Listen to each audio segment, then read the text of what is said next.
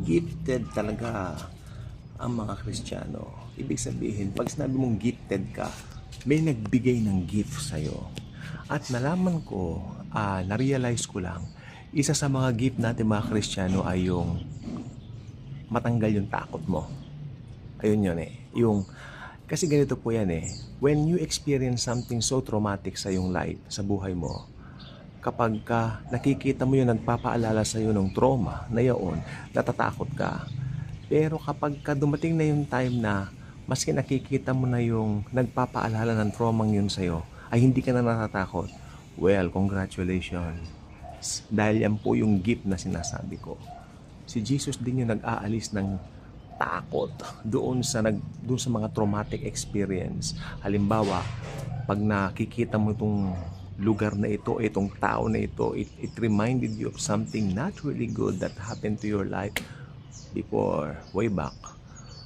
Yung iba, kapag akala nila nakamove on na sila dun sa experience niyon, pero pag nakita pa nila yung tao o yung nagre-remind ng experience na yun sa kanila, natatakot pa rin sila eh. Pero pag dumating na yung oras o yung time na, hindi na ako takot, parang wala lang yung ganon, that's superior, that's extravagant feeling of, yes, mapapa-thank you Jesus ka na lang talaga, Lord, salamat, because sa lahat ng yan, ikaw pa rin.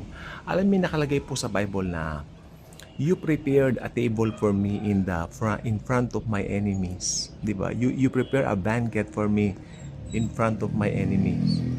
Yan po ay isang katibayan na pag Kristiyano ka, hindi ka natatakot doon sa mga pangit na mga nangyari sa iyo dati. Na parang maisip mo man ito, ma-remind ka man ito, hindi ka nakakabahan.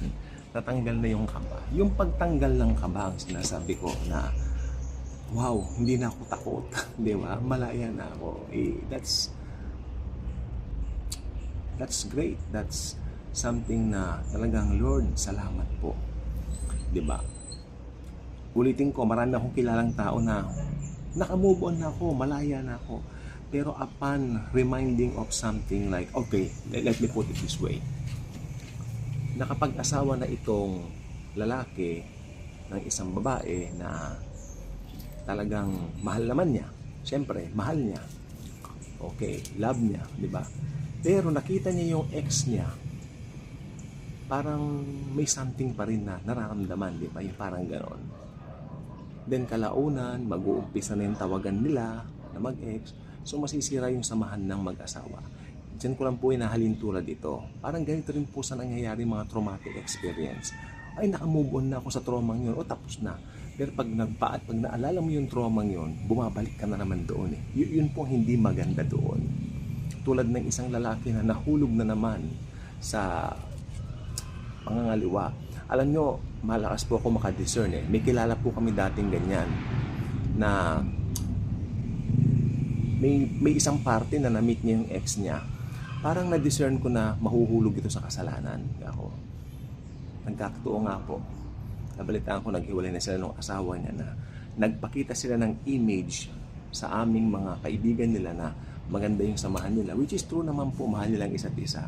Pero dahil na-meet niya naman niya yung nakaraan na at niyang syota, nahulog na naman siya dito. Yan po ang sinasabi ko.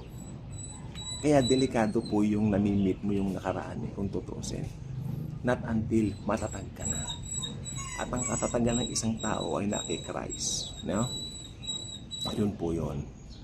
At yung sinasabi ko po ito ay, alam ko po yung sinasabi ko, sapagkat ito po ay isang pastor na malapit sa akin. Yung dati niyang playing, dati niyang na-meet niya, akala niya kaya niya, the rest was history. Hindi ko na po babanggitin. No more kwento-kwento. Okay? So mas lalo po sa trauma, alam nyo, lahat tayo dumarating tayo sa mga traumatic experience. Pero kung alam natin yung trauma yun ay talagang hindi na maganda ang binibigay sa atin ito, it's time for us na ipag-pray na po natin sa Panginoon na, Lord, alisin mo na ng tuloy ng trauma yan.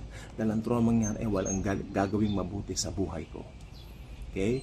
At pag dumating na po yung time na maski naalala mo pa yung mga traumatic experience mo at hindi ka na natatakot, well, yan po ay napakaganda. Congratulations! Malaya ka lang talaga. Thank you. Happy Monday morning. Makulimlim pero happy tayo. Thank you, Chi.